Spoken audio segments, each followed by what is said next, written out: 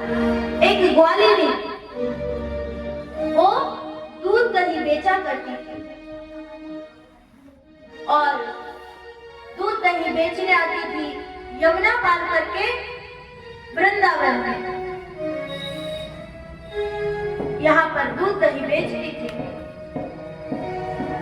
एक दिन उसका दूध दही बेचना बहुत जल्दी हो गया। जो भी सामान लाई थी वो सब जल्दी बिक्री हो गई।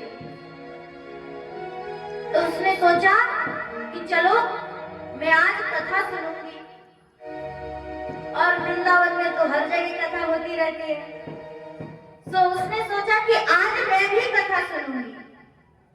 तो जाकर के बैठी, एक जगह कथा हो रहा था और वो ग्वालिनी जाकर के बैठ गई कथा सुनने के लिए। यहाँ पर वो जो व्यास जी थे कथा वक्ता, वो कह रहे थे कि अगर जीव मनुष्य भगवान का नाम ले, राधे श्याम करे, तो वो इस भवसागर से पार हो सकता है। कथा पूरी हो गई। ग्वालिनी के मन में यही बात रह गई कि अगर राधे श्याम करे तो भवसागर से पार कर सकते हैं। वो बेचारी गरीबिनी यमुना किनारे पहुंची। उसने सोचा कि मैं तो रोज ही यमुना पार करके आती हूँ, नाव में बैठ करके आती हूँ, तो नाव वाले को पैसा देना पड़ता है।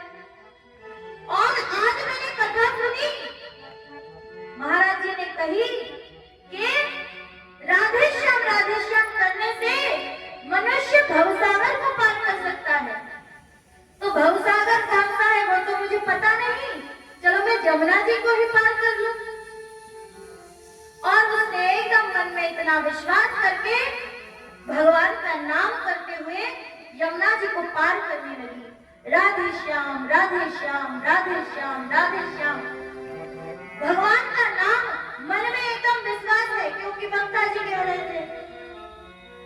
और विश्वास से जैसे ही यमुना जी ने एक कदम बढ़ाया तो उसका पांव नहीं डूबा और वो राधे श्याम कहते हुए यमुना जी को पार कर लेती है। अब तो वो बड़ी प्रसन्न हुई कि ये जो बक्ता जी हैं, इनके कारण अब मेरा पैसा बच जाएगा।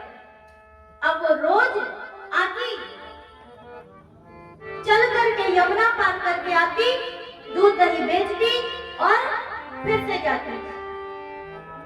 इससे पहले नाव वाले को पैसा देना पड़ता था और अब नाव वाले को पैसा देना नहीं पड़ता है।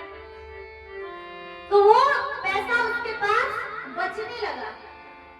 तो उसने सोचा कि जिन महाराज जी ने इतनी अच्छी बात कही, इतना सुंदर उपाय बताया, उनको मैं अपने घर में भोजन कराऊंगी। तो वो उसी महाराज जी की खोज में निकल गई थी। बहुत जगह ढूंढा, ढूंढते पता चला कि वो व्यास जी उधर कथा कर रहे हैं पास ही में। तो वहां पहुंची और जाकर के कहा कि महाराज जी आप मेरे घर में आइए, मैं आपको भोजन कराना चाहती हूँ। बक्ता जी ने कहा ठीक है। तो उसने कह दिया आपको मैं कल सवेरे लेने आऊंगी। बोले ठीक है आ जाना। तो दूसरे दिन जब ग्वालिनी पहुंची, इधर बक्ता जी तो बिल्कुल रेडी, अच्छा सा सुंदर वस्त्र धारण किया, घड़ी पहनी, हाथ में छड़ी ले ली अच्छी सी, चश्मा लगाया और सुंदर सज धज करके ग्वालिनी के साथ आ रहे। अब तो महाराज जहां पर नाव वाले होते हैं उस घाट पे तो वो गई ही नहीं, किनारे जा रही है, दूसरे किनारे। अब तो इनको लगा कि बहुत गरीब होगी, तो कोई टूटी फूटी नाव उसने जैसे तैसे व्यवस्था की होगी।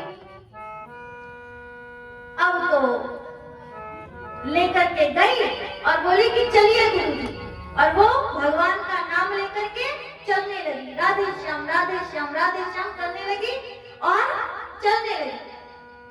अब जैसे ही वो चलने लगी, इनको लगा कि ये कौन है, ये कहीं कोई भूत तो नहीं है, कोई पिशाच तो नहीं है।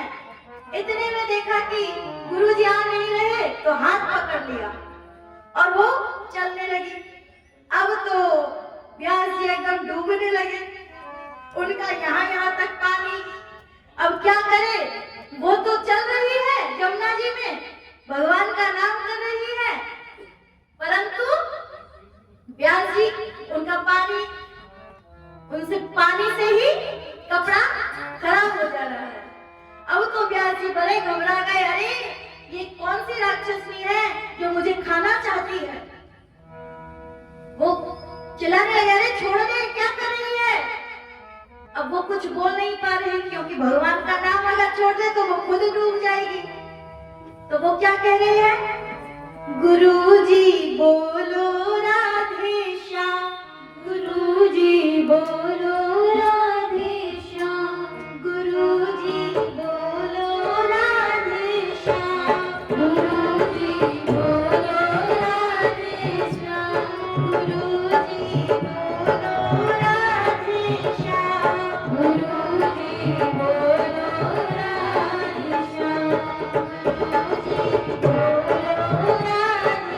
श्याम, गुरुजी बोलो राधे श्याम।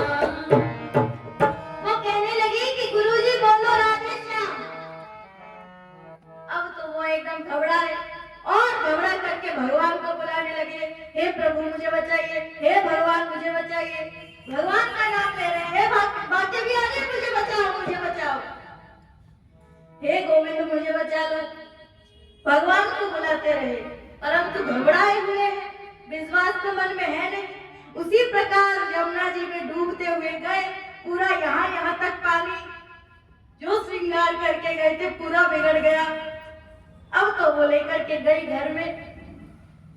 अब घर में जब लेकर के गई और यहाँ पर उसने अच्छे वस्त्र दिए, तो यहाँ पर वस्त्र बदल लेने के बाद इसने भोजन कराया। अब तो इन्होंने देखा कि ये ग्वालिनी तो बड़ी अच्छी है, पर ये डूब क्यों नहीं रही थी। तो इन्होंने पूछा कि अरे बेटी, तू यमुना जी को चल करके पार कैसे कर ली तैने। तो उसने कहा कि गुरुजी आपने ही तो कहा था, एक दिन मैं आपकी कथा में गई थी और उस समय आप कह रहे थे कि अगर भगवान का नाम कोई लेगा तो वो भवसागर को पार कर सकता है। तो मैंने भी सोचा कि भगवान का नाम अगर भवसागर को पार करा सकता है तो यमुना जी तो बहुत छोटी है, तो उसको तो मैं पार ही कर सकती हूँ। मैंने विश्वास करके भगवान का नाम लिया और मैं पार कर गई। व्यास जी बोले कि तू धन्य है, मैं तो केवल बोलता ही रहा, पर तूने तो भगवान पर विश्वास कर लिया। तो इतना विश्वास होना चाहिए कि हम डूबेंगे नहीं, परंतु हमारे अंदर बिल्कुल भी विश्वास नहीं है। अभी जो कथा सुनी, सुनकर भी विश्वास नहीं हुआ कि हाँ हम यमुना जी में डूबेंगे नहीं। लेकिन ब्रजवासियों का इतना विश्वास कन्हैया के प्रति कि हमारा लाला जिस देवता को पूजना चाहता है, हम लोग भी उन्हीं की पूजा करेंगे। सब लोग मिलकर के आए गिरिराज जी में और जैसे जैसे कन्हैया ने कही उसी प्रकार पूजा की। और जब भगवान कहने लगे आनो आनो आनो, सब खत्म हो गया, तो मधुमंगल ने कहा कि अरे लाला, ये भगवान तो बहुत दिन के भूखे हैं, अब हम